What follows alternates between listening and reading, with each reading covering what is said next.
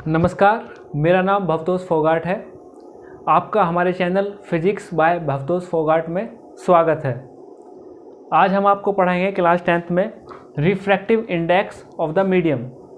इसे पढ़ाने से पहले हम सभी विद्यार्थियों को ये जानकारी देना चाहेंगे कि हमारे टेलीग्राम चैनल पर क्लास 9 से क्लास 12 तक फिजिक्स के सारे नोट्स और वीडियो उपलब्ध हैं, तो आप भी हमारे साथ उस चैनल पे जुड़ सकते हैं।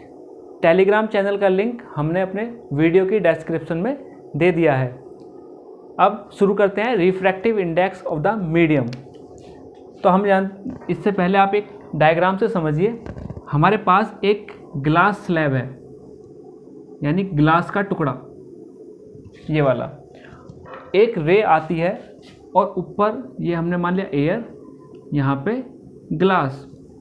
एक रे आती है और सीधी इस पे टकराती है, तिरछी रे। इसे हमने नाम दिया इंसिडेंट रे।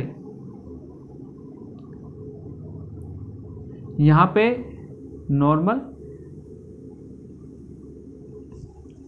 अब रे हमारी जानी तो सीधी थी, लेकिन रिफ्रैक्शन की वजह से, रिफ्रैक्शन क्या था, अगर लाइट एक मीडियम से दूसरे मीडियम में, यानी एयर से ग्लास के अंदर जा रही है, तो जब भी लाइट एक मीडियम से दूसरे मीडियम के अंदर जाएगी तो उसकी दिशा बदल जाती है।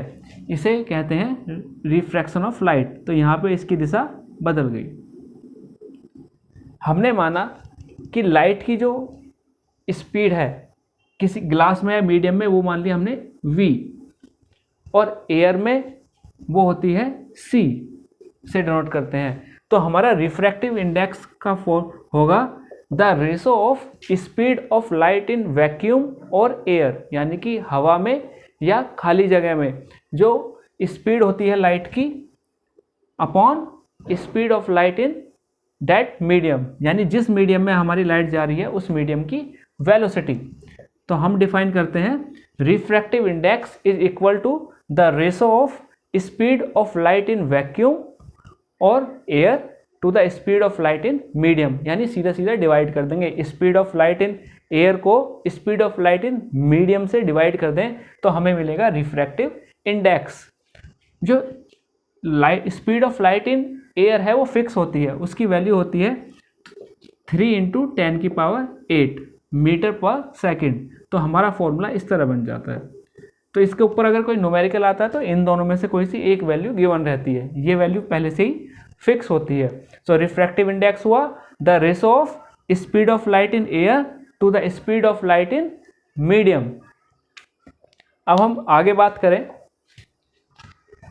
इसी डायग्राम को अगर हम आगे समझें तो हमारी पहली रे थी इंसिडेंट रे। इसके नॉर्मल के साथ जो एंगल बनाती है इसे कहते हैं एंगल ऑफ इंसिडेंस। इसके बाद ये जो रे है, इस रे का नाम है रिफ्रैक्टेड रे, यानी क्या हुआ, इसकी दिशा बदल गई। यहाँ पे लाइट आई, ये सीधी न जाके मुड़ गई। तो किधर मुड़ी? नॉर्मल की तरफ। ये हमें ध्यान रखना है कि जब भी लाइट एयर हल्का मीडियम, इसी से हम टेक्निकल लैंग्वेज में कहते हैं रेयर मीडियम। एयर कैसा है? Rare medium. और ग्लास, इसे हम कहेंगे डेंसर मीडियम। तो जब भी लाइट रेयर मीडियम से डेंसर मीडियम के अंदर जाएगी तो वो नॉर्मल की तरफ बैंड हो जाएगी, यानी इसे जाना सीधे था लेकिन ये नॉर्मल की तरफ बैंड हो गई। और इस एंगल को कहते हैं एंगल ऑफ रिफ्रैक्शन। अब ये लाइट वापस इस पे टकराई, इसके दूसरे सरफेस पे, यहाँ पे इसके पॉइंट पे, ये नॉर्मल। अब उल्टा होगा, पहले लाइट हल्के मीडियम से भारी मीडियम, यानी टेक्निकली रेयर मीडियम से डेंसर मीडियम में गई, लेकिन अब क्या होगा? उल्टा। अब लाइट डेंसर मीडियम से रेयर में आएगी। तो पहले जब रेयर से डेंसर में गई थी तो हमारी लाइट रे नॉर्मल की तरफ रिफ्रैक्ट हुई थी, लेकिन इस बार नॉर्मल से दूर रिफ्रैक्ट हो जाएगी। यानी इस रे को जाना इस तरह था, इस तरह ना जाके ये इस तरह जाएगी। इस रे को हम कहते हैं इमर्जेंट रे। इमर्जेंट रे। और एंगल ऑफ इमरजेंस। और इसमें देखने वाली बात आती है इंसिडेंट रे और इमर्जेंट रे, ये दोनों रे आपस में पैरेलल होती हैं।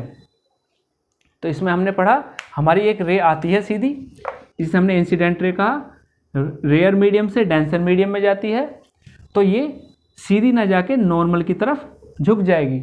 फिर ये दूसरे मीडियम के पास जाती है। इस मीडियम पे अब जब बाहर निकलेगी तो डेंसर से रेयर मीडियम में जाएगी। तो जब भी रे डेंसर मीडियम से रेयर मीडियम में जाएगी तो वो नॉर्मल से दूर, यानी नॉर्मल की तरफ जाना ऐसे था लेकिन इस तरह मुड़ जाएगी, नॉर्मल से दूर की तरफ हो जाएगी।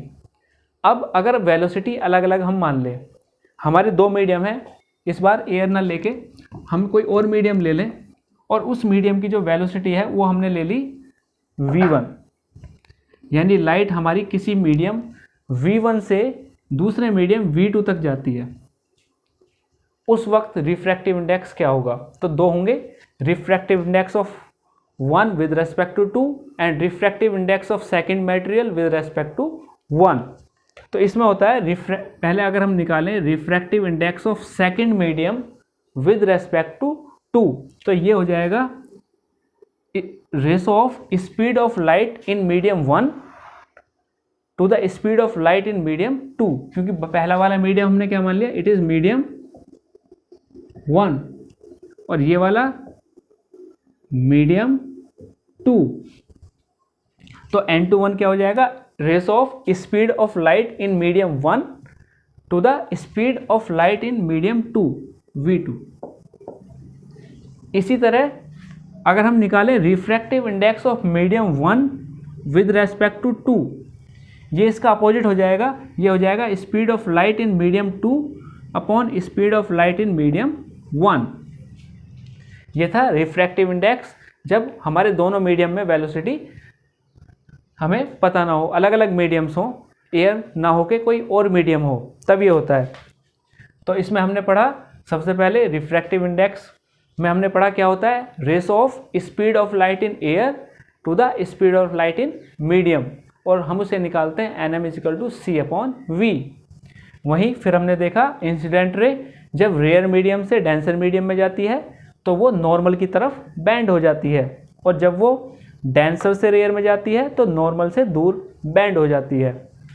वहीं अगर हम दोनों मीडियम्स की वेलोसिटी v1 और v2 ले लें, एयर के अलावा कोई और मीडियम है, उस वक्त रिफ्रैक्टिव इंडेक्स निकालें of second medium with respect to 2, तो ये होगा speed of light in medium 1 upon speed of light in medium 2। इसी तरह अगर refractive index of 1 with respect to 2 निकाला जाए तो ये होगा speed of light in medium 2 upon speed of light in medium 1। और इंसिडेंट रे और इमर्जेंट रे ये दोनों आपस में पैरेलल होती है। आज की क्लास में इतना ही, और ये जानकारी अगर हम दे दें कि जिन विद्यार्थियों ने चैनल सब्सक्राइब नहीं किया है वो सब्सक्राइब कर दें। वीडियो पसंद आई हो तो आप लाइक करें और अपने दोस्तों के साथ भी इसे ज़रूर शेयर करें। धन्यवाद।